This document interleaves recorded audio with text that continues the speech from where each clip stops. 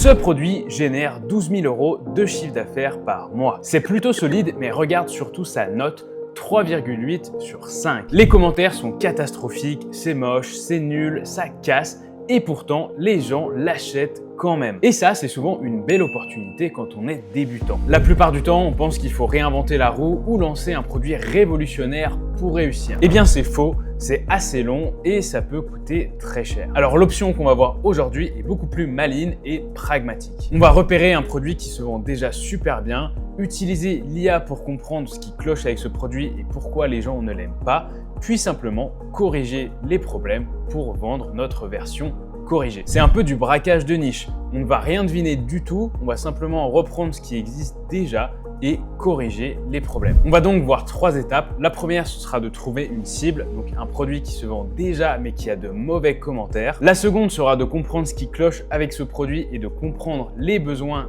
des clients. Puis la troisième et dernière sera de voir si on peut concrètement faire quelque chose pour corriger ce produit et ensuite trouver un fournisseur fiable. On démarre tout de suite avec la première étape. Pour ça, il nous faut un outil d'analyse. Dans cette vidéo, je vais utiliser Sellersprite. C'est l'outil que j'utilise au quotidien qui est extrêmement performant et qui ne coûte pas très cher. Vous retrouverez le lien dans la description si ça vous intéresse. Mais ça fonctionne aussi avec les autres outils du style Helium 10 ou Jungle Scout. Et ensuite, on va simplement utiliser la fonctionnalité Product Research ici même. Si jamais c'est la première fois que vous utilisez un outil comme ça, alors à quoi sert Product Research? En fait, vous allez simplement mettre des filtres qu'on va voir ensuite juste en dessous. Et avec ces filtres-là, l'outil va vous montrer des produits qui correspondent à vos filtres. Par exemple, si vous voulez trouver un produit qui fait 10 000 € de chiffre d'affaires par mois, qui a une note de 3 ou moins, qui est sur la marketplace française, etc. En fait, il va vous aider à trouver des opportunités de produits à vendre sur Amazon. Pour cet exemple, on va sélectionner la plateforme Amazon, mais l'outil vient d'ajouter TikTok Shop. Donc, si c'est quelque chose qui vous intéresse, il y a les mêmes fonctionnalités sur TikTok Shop. Je ferai une vidéo très prochainement là-dessus parce que c'est assez génial comme fonctionnalité. Là, on reste sur Amazon, on sélectionne la marketplace française ici et après, on va avoir différents filtres qu'on va retrouver en dessous. Dans le cadre de cette vidéo et de cette technique, ce qui va nous intéresser le plus, ça va être le filtre Review Rating. C'est-à-dire qu'ici, on peut sélectionner la note minimale et maximale d'un produit. Donc par exemple, on va voir nous uniquement des produits qui ont une note maximale de 4. Parce que forcément, au-dessus de 4, ça veut dire qu'il n'y a généralement pas trop de problèmes à corriger, que les gens sont contents avec le produit et que donc cette technique ne pourra pas s'appliquer. Alors que dès qu'on arrive en dessous de 4, vers les 3,5, là ça commence à être compliqué, les gens se plaignent, les produits commencent généralement à avoir des ventes qui chutent, etc. Et c'est un peu là qu'on peut trouver des opportunités intéressantes. Pour le reste des fils, ça va dépendre un petit peu de ce que vous voulez faire. On va rester relativement simple dans cette vidéo. On veut simplement un prix de vente minimum de 20 €, parce qu'en dessous, généralement, c'est compliqué. Bon, généralement, je recommande plus vers les 30-40, mais on va mettre 20 € ici. Et après, le revenu mensuel, on veut quand même quelque chose qui rapporte un minimum de sous, donc on va mettre entre 4 000 € et 15 000 € de chiffre d'affaires. Généralement, si c'est au-dessus de 15 000 €, donc ça commence à vouloir dire qu'il faut un budget quand même assez conséquent pour se lancer. Donc voilà, on va rester sur une fourchette assez raisonnable et assez accessible pour un débutant et pour n'importe qui. Et après, on va simplement cliquer sur Search Now. Une fois qu'on a lancé la recherche, donc vous avez compris, il va nous montrer uniquement les produits qui ont une note donc en dessous de 4, qui sont entre 4 000 et 15 000 € de chiffre d'affaires avec un prix de vente supérieur à 20 €. Alors là, il y a un piège, c'est que forcément, on va avoir beaucoup de produits qui vont s'afficher et il faut réussir à éliminer rapidement les options qui ne sont pas intéressantes. Alors c'est un petit exercice, au début c'est pas évident parce qu'on se dit pourquoi ce serait pas intéressant, pourquoi ça c'est intéressant. Donc ça vient un petit peu avec le temps et l'expérience. Mais là par exemple vous voyez un déshumidificateur, c'est une grosse marque Rubson, donc ce sera pas intéressant parce que c'est une marque très très connue. Là vous voyez c'est un produit de cosmétique, donc un peu compliqué, il y a sans doute des régulations, des choses comme ça, on va pas trop regarder. Un écarteur nasal, bon, ça me paraît pas fou non plus. Là, vous voyez, il y a pas mal de compléments alimentaires, donc ça me parle moins. Là, par exemple, vous voyez, on a un truc qui peut être intéressant. Donc là, c'est un racloir tête de moine. Donc moi, j'aime bien le fromage, je suis un fier patriote. Donc, c'est un produit qui peut m'intéresser, notamment parce que déjà, c'est un produit qui est un peu chiant. Pas très connu. Là, on se dit tout de suite que si on veut corriger ce produit-là, forcément, ce sera beaucoup plus facile que corriger par exemple un complément alimentaire ou voilà, un écarteur nasal. Là, c'est beaucoup moins technique, on va dire, simplement du bois, une pièce de métal, donc beaucoup plus accessible pour quelqu'un qui débute. Donc là, on peut voir que ce produit-là, il fait 12 000 € de chiffre d'affaires par mois et qu'il a l'air quand même de vendre plutôt bien. même s'il est un peu en décroissance, j'imagine, parce que là on est après Noël, donc ça fait plutôt sens. Il est là depuis 7 ans et il doit être forcément mal noté, hein. Il est à 3,7 sur 5. Donc ça veut dire que c'est quand même vraiment pas bien noté et qu'il génère quand même pas mal d'argent. Donc l'objectif, c'est qu'on va essayer de comprendre pourquoi et on va cliquer dessus pour analyser le produit. Une fois qu'on arrive sur le listing, eh bien, on va essayer d'analyser un petit peu rapidement. Là, on peut voir déjà que le listing est vraiment pas très beau, hein. C'est ce qu'on appelle le minimum syndical et encore, ouais, il y a 2 fois la même photo. Ouais, c'est un peu la misère. Il a beaucoup de reviews. Bon, 1700, ça commence à être pas mal. Mais par contre, 3,8, voilà, donc c'est vraiment une très mauvaise note. Et pourtant, comme on l'a vu, hein, il fait entre 9 000 et 12 000 euros de chiffre d'affaires. J'imagine que ça dépend sur la marketplace sur laquelle on regarde. On peut voir aussi que les bullet points, voilà, c'est pas ultra optimisé. Donc là, déjà, on a une cible qui est intéressante. Et on va essayer ensuite de voir un petit peu, est-ce que le même cas sur les autres produits de cette niche, ou alors c'est vraiment que ce produit-là qui est un peu l'exception, un produit mauvais qui se vend bien. Donc là, avec Seller Sprite, on a le top keyword. Ça nous permet de savoir en fait où est positionné ce produit organiquement sur différents mots-clés. Donc en gros, ça va nous donner ces top mots-clés. On peut voir qu'un des top mots-clés, c'est Girolles tête de moine. Il est positionné 6e là-dessus. Donc j'imagine que c'est un mot-clé important pour lui, vu qu'il est bien positionné. Donc on va analyser le mot-clé Girolles tête de moine. Une fois qu'on arrive sur ce mot-clé, on voit déjà qu'il est tapé 5000 fois par mois. Donc c'est plutôt pas mal pour un truc qui me paraît assez quand même anecdotique comme produit, mais bon, toujours sympa. Et là, on peut voir que justement, le problème a l'air d'être un peu général. On voit que la plupart des produits, vous voyez, 4,2, 3,8, 3,8, 4. Il y en a certains qui sont un peu mieux notés, mais de manière générale, les notes sont pas très bonnes. Donc on peut se dire que voilà, il y a l'air d'avoir un vrai problème en tout cas avec cette niche. Et potentiellement, on pourrait apporter une solution un peu meilleure. Là, vous voyez 3,9, 3,6 carrément. Et pourtant, vous voyez, ils font de l'argent, hein. Celui-là, il fait 1000 euros.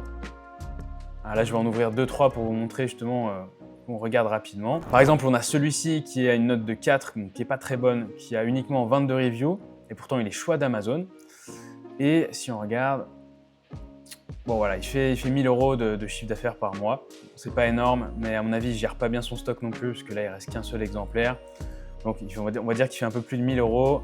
Il y a 4 photos qui sont acceptables, mais c'est pas terrible. Les bullet points ne sont pas fous. Je crois qu'il n'y a pas de A+, non plus. Voilà, il n'y a pas de A+.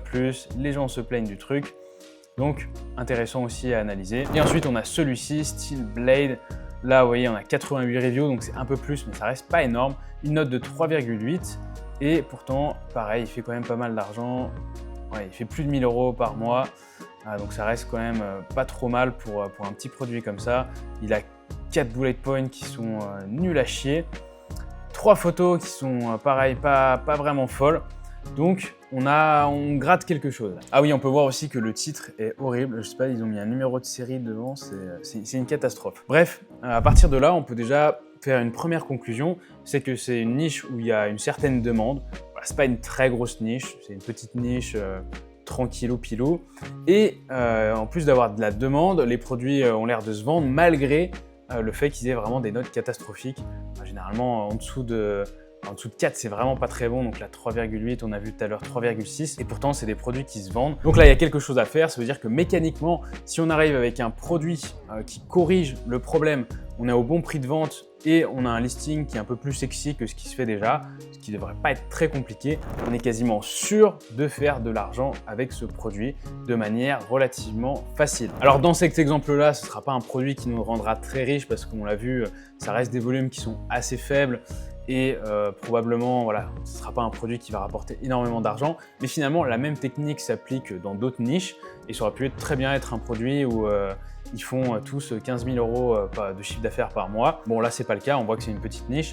Mais imaginons qu'on arrive quand même à gratter 1500, 2000 euros de chiffre d'affaires par mois, on va dire 2000, avec 20% de marge. Voilà, ça reste un petit produit sympa pour débuter, mettre un peu le pied dans l'engrenage, comprendre comment Amazon fonctionne. Donc, petit produit débutant relativement facile, ça peut être intéressant. Après, si vous êtes un peu plus avancé, forcément, ce ne sera pas une niche génial, mais c'est simplement pour vous montrer un petit peu les mécanismes qu'on peut utiliser pour trouver des opportunités sur Amazon. Maintenant qu'on a trouvé la niche et qu'on a remarqué que voilà, il y avait de la demande, que la plupart des produits ont l'air de se vendre, mais qu'ils ont des notes très mauvaises, notre objectif, ça va être de comprendre quel est le problème que les clients ont avec ces produits-là et comment derrière on peut nous apporter une solution pour régler ces problèmes. Pour ça, la méthode la plus simple, c'est d'analyser les reviews des produits. Voilà, on ne va pas aller chercher très loin, on va simplement prendre la plupart des listings. Vous regardez ce que les gens disent, voilà, pourquoi ils se plaignent, quel est le problème, quels sont les besoins de ces clients-là et essayez de voir si on peut faire quelque chose. Alors pour ça, vous avez deux méthodes. Soit vous allez sur chaque listing et vous téléchargez toutes les reviews pour ensuite utiliser l'intelligence artificielle pour vous faire un résumé. Ou alors si vous voulez gagner du temps, vous avez un outil qui s'appelle Voc AI Shulex. Vous aurez un lien dans la description parce que vous pouvez utiliser l'outil gratuitement pendant 7 jours. Et avec cet outil, on va faire le travail en 2 minutes pour analyser tout un tas de produits. Nous voici sur l'interface de Voc AI. Donc là, j'ai sélectionné la marketplace française. Comment ça fonctionne ensuite? Il y a plusieurs options. Soit vous tapez par exemple Girol tête de moine. Donc c'est le mot-clé qu'on a vu précédemment qui avait l'air intéressant. Vous faites une recherche. Et là, ensuite, il va vous montrer tous les produits de cette niche et vous allez sélectionner ceux qui correspondent. Bon, là, des fois, il y a des petits problèmes, c'est sur des mots-clés un peu plus faibles ou qui ne sont pas très connus. Il n'arrive pas à retrouver en fait tous les produits. Donc là, ce qu'on va simplement faire, c'est on va mettre des asins.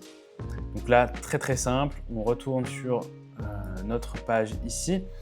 Et là, ce qu'on va faire, c'est que là, il y a un petit bouton Copy Asins, donc on va copier tous les asins de cette page-là et ensuite on va les remettre ici sur notre outil Voc AI.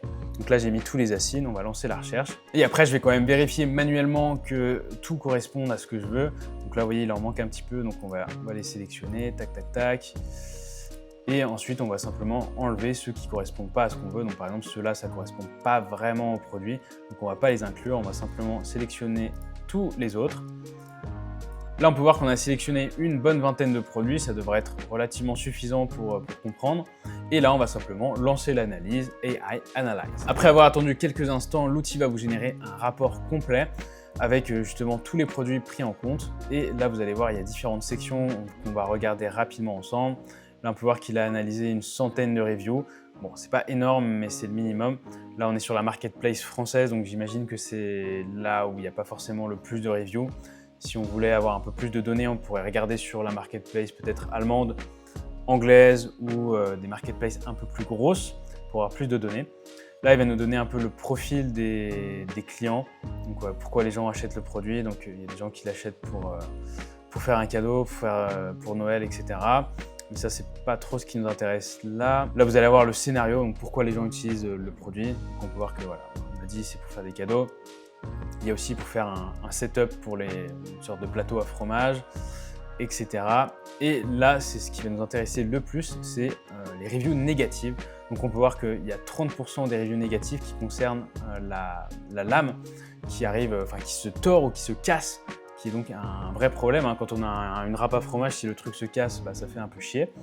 Ensuite, on peut voir missing part, c'est-à-dire que le produit arrive avec des éléments manquants. Donc j'imagine pour l'installation, peut-être des vis ou des choses comme ça qui manquent, qui font qu'on n'arrive pas à installer le produit. Donc 26%, c'est assez important.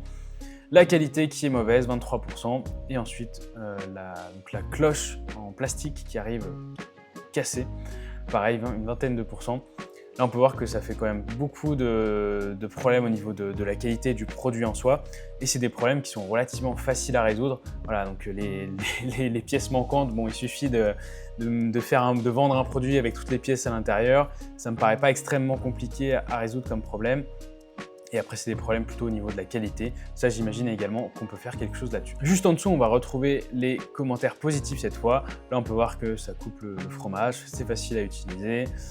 Les finitions ont l'air ok, c'est un objet décoratif, donc les gens ont l'air d'aimer le design. Là, on revoit aussi design, c'est-à-dire qu'il y a quand même les gens font attention quand même à ce que le produit soit pas moche, sinon ça peut être un problème. Ensuite, on va avoir les motivations d'achat. Là, on a encore une fois l'aspect décoratif qui a l'air d'être intéressant et important pour les gens. Et ensuite, on a d'autres éléments qui ne vont pas spécialement nous intéresser. Nous, ce qui va nous intéresser également, c'est les attentes des clients. Donc là, on peut voir que forcément, les gens veulent quelque chose, un packaging complet, c'est-à-dire avec les instructions d'assemblage, les éléments pour assembler le produit. Enfin bref, un peu le b.a.-ba, mais qui n'a pas l'air d'être respecté par la plupart des produits dans cette niche. Là, la lame qui fonctionne, bah forcément, hein, on est là un petit peu pour ça. Et ensuite, voilà, on est encore sur des parties incluses dans le packaging, donc c'est ça qui a l'air d'être un problème. Et encore une fois, la lame qui peut poser problème. Ce qui est intéressant avec Voke AI, c'est qu'on peut faire vraiment tout ce travail en 5 minutes. Là, vous voyez, ça a pris vraiment quelques instants. Et on comprend exactement qu'est-ce qui cloche avec cette niche. Et on voit à peu près, on comprend à peu près en fait ce qu'il faut faire pour réussir à pénétrer ce marché et battre en fait les autres concurrents relativement simplement. Une autre possibilité avec cet outil, c'est qu'on pourrait l'utiliser pour essayer de comprendre comment améliorer le produit. Par exemple, on voit que le design a l'air d'être important pour les gens sur cette niche. Donc on pourrait se dire, ok, si par exemple je change la cloche en plastique, je mets du verre pour quelque chose d'un peu plus premium, j'améliore les finitions pour avoir un bois qui soit plus joli, qui soit plus décoratif, je change certains éléments pour voilà, faire en sorte que ce soit un bel objet et qu'il soit fonctionnel. Voilà, ça pourrait être aussi une possibilité.